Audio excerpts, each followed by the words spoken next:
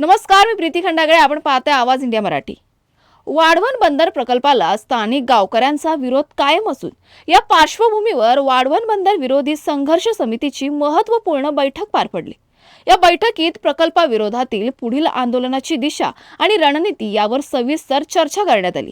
उपस्थित पदाधिकारी आणि कार्यकर्त्यांनी वाढवण बंदर प्रकल्पामुळे पर्यावरण, स्थानिक जनजीवन तसेच मच्छीमारांच्या उपजीविकेला गंभीर धोका निर्माण होऊ शकतो असं मत मांडलं. त्यामुळे जनजागृती वाढवणं अत्यंत आवश्यक असल्याचंही बैठकीत अधोरेखित करण्यात आलं. यासाठी गावोगावी जाऊन कॉर्नर मीटिंग्स घेण्याचा निर्णय घेण्यात आलाय.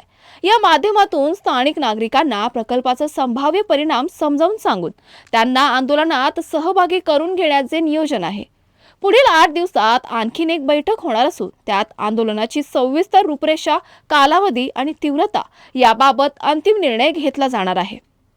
अशाच महत्त्वाच्या बातम्या पाहण्यासाठी बघत राहा आवाज इंडिया मराठी, शोध सत्याचा.